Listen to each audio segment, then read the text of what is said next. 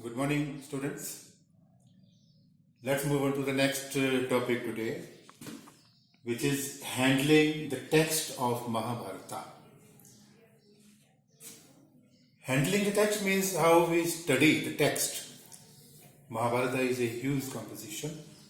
Like already we have discussed, it has got roughly 1 lakh verses and a huge volume written, and it has taken over 1000 years or so to write to these things.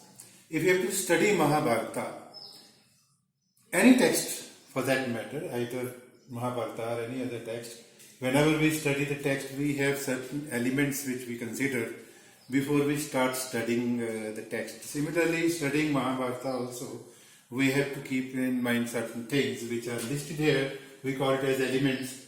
The first element is the language. Anything which we have to study about, we have to see what language it has been written in. So Mahabharata also we have seen in not only Sanskrit, but it has been written in other languages also. So the people over the years have tried to read Mahabharata in Sanskrit as well as in written in other languages too. Then we have to see who has written it and who is the author of the text. Next is the audience. Audience means the readers. Here in this case, readers means the people who are going to read the text. Here, audience we have taken. Audience is not a reader, but why we have taken audience here in this case is because in good old days, the days we are talking about, there was no printing as such possible, and there was no availability of large number of books where the individuals could read the books. So what used to happen, that people used to gather, sit in front, and one odd man sitting on the higher platform, he used to read the book to the others. So reading the book, and the people used to listen to what is being read to them. That is why we consider here the audience. Alright, had it been in today's word, we would not use the word audience, because we would have used better word readers, writer and the reader. But in this case we are considering audience because the people, because of limited availability of the text or the books, because they were manuscript or handwritten books, only one odd book used to be there, and the easiest thing was to collect a large number of people right in front, and one odd man, he used to read it to the people and they used to listen. That is why audience is to be considered in this case. Then we also consider the possible dates of composition of this text or any other text. Handling the text means we consider these elements. What language was it written? Who wrote it? For whom was it written? And when was it written? Right, this is important. Who wrote it and for whom was it written? This is very important, because a writer, when he writes something, he always keeps in mind the reader, or in this case the audience. Why? Because if the audience do not like the writing, the author will be a failure.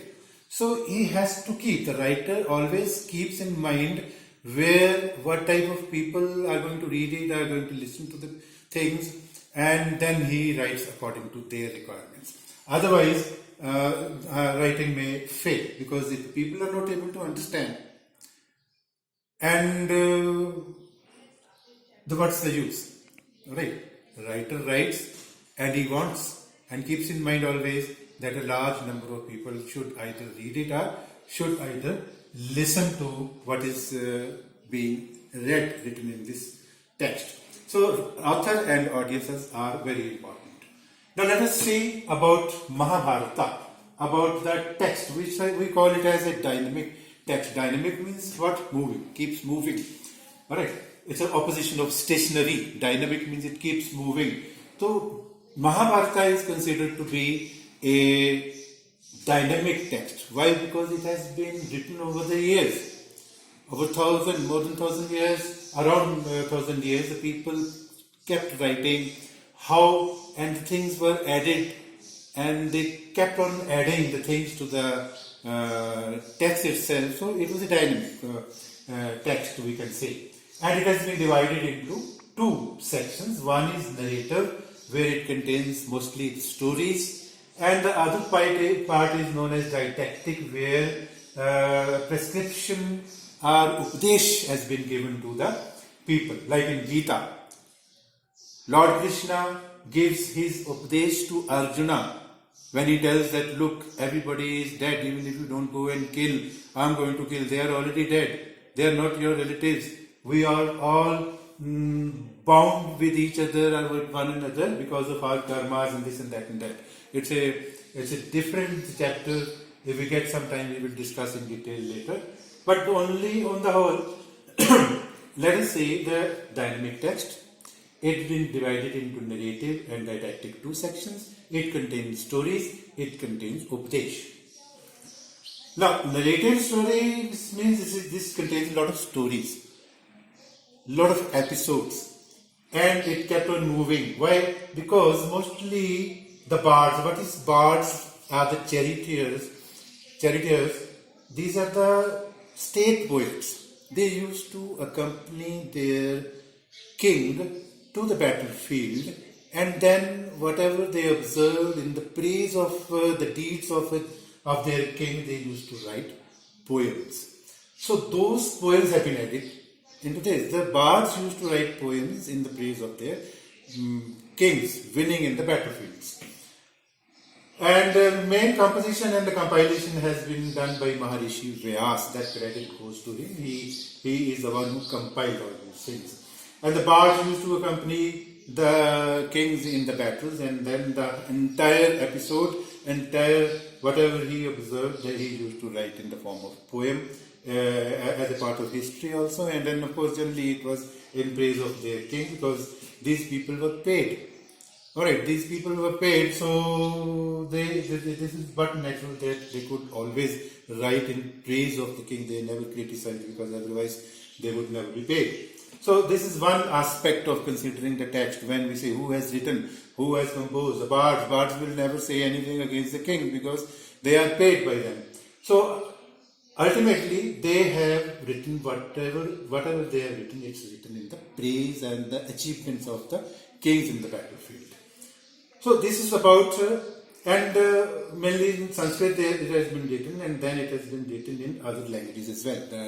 The Mahabharata text, like we have discussed in one of our previous clips, that Mahabharata was studied, and it took about 47 years. A project was taken, and different manuscripted copies were collected from all over India, and other languages also. They were compared, common points were taken, and of course the differences were also noted down. The variations are bound to be there when the things are translated into other language from one main language.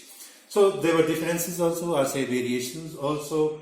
So this is why we call it as a dynamic text. Number one, it was written over a period of time, and then it was also written over the larger area of Hindustan, India. Alright, in northwest, east, south, all directions, if we consider, that is also a kind of a movement. The people belonging to different languages, they used to write in their own languages, and that is certainly there is going to be a kind of a variation among this. So this is how we keep all these things in mind when we handle Mahabharata as a text. So with this we finish with this chapter, and then we will move on to the next chapter next time. You watch this movie, and after that I'll give you certain assignments, question answers, which you have to do, and in your notebooks, take a click and post it on the Google Classroom. Thank you.